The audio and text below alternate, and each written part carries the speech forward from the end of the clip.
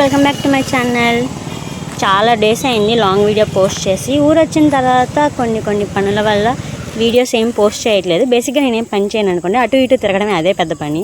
So అందువల్ల long videos ఏం post చేయట్లేదు. సో ఈరోజైతే శివరాత్రి. సో ముందుగా అందరికీ శివరాత్రి శుభాకాంక్షలు. మేమైతే శివరాత్రికి అయితే స్టార్ట్ అయిపోతున్నాము. మా ఊరు నుంచి మేము పాతడ్లంక అనే ఇంకొక గ్రామం వెళ్ళాలన్నమాట. అది కొంచెం రేవు మధ్యలో ఉంటుంది. ఆ లొకేషన్కి వెళ్ళే దారిలో మేమైతే ఇలా మొత్తం మా ఊరు లంకలన్నీ దాటుకుంటూ వెళ్ళాలి. బేసిక్గా లంక అంటే మామిడి తోటలు అలా ఉండేదాన్ని మేము లంక అని పిలుస్తాం మా సైడ్. సో అందరం కలిసి, నేను, మా అన్నయ్య, మా తమ్ముడు, మా అక్క వాళ్ళ అమ్మాయి అందరం కలిసి బైక్స్ మీద అయితే వెళ్తున్నాము. మా అక్క వాళ్ళు వెళ్ళిపోయారు. సో ఇలా మేము ఇలా జర్నీ చేసుకుంటూ మేమైతే ఆ గ్రామానికి చేరుకోవాలన్నమాట. అక్కడ ఎప్పటి నుంచో శివరాత్రి బాగా చేస్తారు. సో మేమైతే అక్కడికి వెళ్తున్నాము. ఇప్పుడు చిన్నప్పుడైతే ఇంకా ఇదంతా నడుచుకుంటూ వెళ్ళేవాళ్ళం. నడుచుకుంటూ వెళ్ళే దారంతా మీకు వీడియో లాస్ట్లో చూపిస్తాను. చిన్నప్పుడు అలా మార్నింగ్ 7 o'clock అది స్టార్ట్ అయ్యి ఈవినింగ్ 2:30 అయ్యేది రిటర్న్ వచ్చేసరికి. ఇది కృష్ణానది పాయ అన్నమాట. మాకు పులిగడ్డ దగ్గర ఇక్కడ 2 పాయలుగా విడిపోతుంది కృష్ణానది. ఒకటి మాకు వస్తుంది, ఇంకోటేమో పులిగడ్డ సైడ్ వెళ్తుంది అనమాట. మేము వెళ్ళాల్సిన ప్లేస్ అయితే ఇదే అనమాట. ఇక్కడ నుంచి కొంచెం ముందుకు వెళ్ళాలి. ఇది ఎంట్రన్స్. మొత్తం అంతా బుసక ఉంటుంది. చాలా జాగ్రత్తగా వెళ్ళాలి. కళ్ళు మూసుకోవాలి కూడా. కళ్ళు మూసుకోకపోతే ఏమవుతుందో తెలుసు కదా, ఆ దుమ్మంతా మన కంట్లో ఉంటుంది. సో మొత్తానికైతే మేము ఇలా వెళ్తూనే ఉంటాము. ఇలా వెళ్ళేటప్పుడు మాత్రం చాలా హ్యాపీగా ఉంటుంది. ఎందుకంటే సిటీస్లో ఉన్న వాళ్ళు సడన్గా పల్లెటూరు వస్తే భలే రిలాక్స్ ఫీలింగ్ ఉంటుంది. అలాంటిది పల్లెటూరులోనే పుట్టి పల్లెటూరులోనే పెరిగిన వాళ్ళు సిటీ వెళ్ళి ఎంత కష్టపడతారు అన్నది ఈ వీడియోస్ బాగా చూస్తున్నారా. ఎడ్లు బండ్లు ఇలా చక్క ఎడ్లను అన్నిటినీ కడిగేసి వీటికి ఇలా గులాంతో రకరకాల డిజైన్స్ వేస్తారు. వేసి దర్శన గుడి చుట్టూ రౌండ్లు వేసి తిరిగి వస్తారనమాట. ఇలా చూస్తున్నారు కదా. ఇప్పుడైతే ఇంకా చాలా తక్కువైపోయింది. మా చిన్నప్పుడు అయితే ఇంకా ప్రభలంటూ ట్రాక్టర్లు ఇప్పుడు వస్తున్నాయి, కానీ అప్పుడు ఎక్కువ ఎడ్లు బండ్లు అవి ఎక్కువ ఉండేవి. ఇప్పుడు జనాలు అందరూ చాలా తగ్గించేశారు రావడం. నేను కూడా అసలు ఎప్పుడు వచ్చానో కూడా గుర్తులేదు నాకు కూడా. ఆల్మోస్ట్ 10 years పైన అయిపోయిందేమో కూడా తెలియదు. సో ఇక్కడైతే అమ్మవారిని పెట్టేలా ఇంకా స్టార్ట్ అయిపోయాం మేము. ఇంకా బండి అది పార్క్ చేసేసి వస్తున్నాం. చూస్తున్నారు కదా. అబ్బా, చెరుకు గెల్ల నాకు మాత్రం చాలా ఇష్టమైన చెరుకు గెల్ల అంటే. ఇదిగోండి మేము వెళ్ళాల్సిన గుడి అదే, కానీ ఫస్ట్ గుడికి వెళ్ళము. మొత్తం అంతా తిరణాలు ఇలా చేస్తారు. చిన్నప్పుడైతే అబ్బా ఎప్పుడు వస్తాయా ఇవి. స్టీమర్ బోట్లు ఉండేవి. వెనకాల అగ్గిపుల్ల పెట్టి కొంచెం ఫైర్ పెడితే అవి వెళ్తాయి అనమాట. స్టీమర్ బోట్లు, చిన్ని కుకింగ్ టాయ్స్ అవన్నీ ఇప్పుడు కూడా ఉండే ఉంటాయి. చూద్దాం లాస్ట్లో మనం. ఇక్కడైతే మేము శివరాత్రి అంటే తెలిసిందే కదా. శివరాత్రి అంటే మన పితృదేవతలకి ఎక్కువ పిండ ప్రదానం అలా చేస్తూ ఉంటారు కదా. ఇలా స్టార్టింగ్ అయితే ఇలా మేము స్నానాలు చేసి తడి బట్టల మీద ఇస్తారు. మేమైతే స్నానం ఇంటి దగ్గరే చేసి వచ్చేసాము. సో అందుకని చెప్పి జస్ట్ పసుపు కుంకుమ కొంచెం పూలేసి నదిలో వదిలేసి ఇలా సూర్యదేవునికి దండం పెట్టుకుని నెత్తి మీద కొంచెం నీళ్ళు చల్లుకున్నాము. అదే స్నానం అయిపోయింది అనుకున్నాము. అంటే ఇంటి దగ్గర వాటర్ అంతా చాలా కిందంతా బుసక ఎక్కువ ఉంది. సో అంత ఎందుకులే అని చెప్పి ఇంటి దగ్గర స్నానం చేసి వచ్చేసాము. అబ్బాయిలు అయితే ఖచ్చితంగా స్నానం చేస్తారనమాట ఇక్కడ.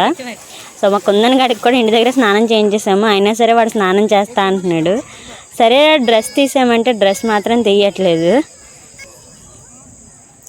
ఇక్కడైతే ఇప్పుడు అంటే ఇంకా చాలా ట్రెడిషనల్ ఫాలో అవుతున్నారు అనమాట. అక్కడ దొరికే బుసకని నదిలో నుంచి బుసకని తీసుకొచ్చి అక్కడ శివలింగాన్ని చేసి అక్కడ పూజ చేస్తారు. సో చూస్తున్నారు కదా ట్రాక్టర్స్ మీద కూడా ఎలా వస్తున్నారో.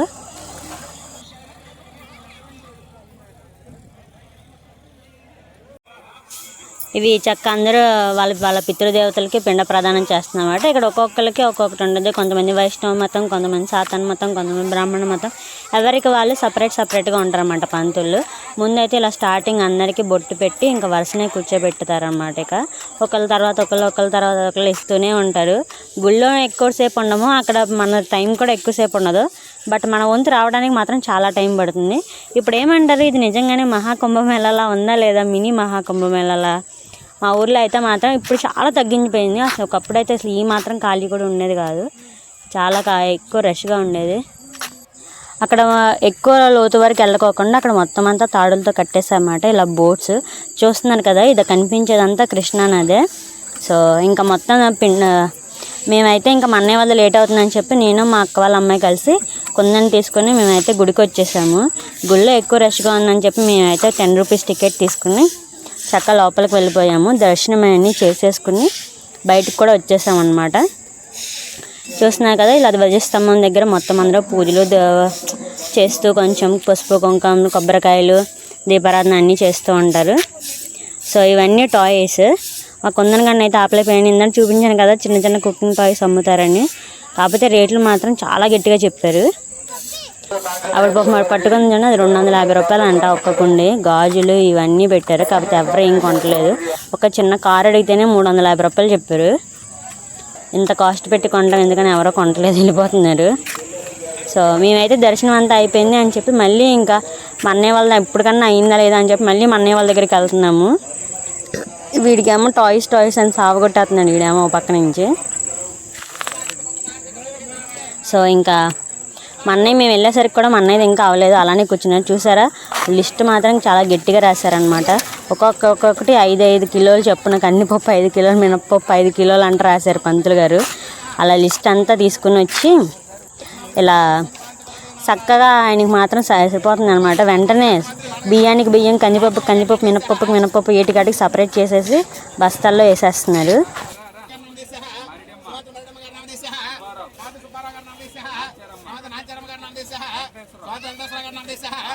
రాంబాబు గారు నామదేశ, సోదరి బాలకృష్ణ గారు నామదేశ, సోదరి శ్రీనివాసులు గారు నామదేశ, సోదరి భాగ్యలక్ష్మి గారు నామదేశ, సోదరి కోటేశ్వర గారు నామదేశ, సోదరి వాసు గారు నామదేశ, సోదరి దుంతలమ్మ గారు నామదేశ, సోదరి రంగయ్య గారు నామదేశ, సోదరి బసయ్య గారు నామదేశ, సోదరి సరస్వతి గారు నామదేశ, అస్మత్ 9 వస్తున్నా. ఇలా మా అన్నయ్య అయితే మొత్తం మా పితృదేవతలందరికీ బియ్యం ఇచ్చేసారు. అంటే బేసిక్గా అందరూ వస్తే బాగుండేది, బట్ ఈసారి ఎవరాలు పనిలో ఉన్నాయని చెప్పి మా పెద్ద అన్నయ్య అందరికీ ఇచ్చేసాడు అనమాట. అంతకుముందు మా బాబాయ్ వాళ్ళు వచ్చి కూడా ఇచ్చేసి వెళ్ళిపోయారు. ఇలా అందరి పేర్లు చదివేస్తారు, ఒక్కొక్కరి చేతిలో చూసారు అంత పెద్ద పెద్ద లిస్టులు ఉంటున్నాయో. ఇలా అందరికి ఇచ్చేసిన తర్వాత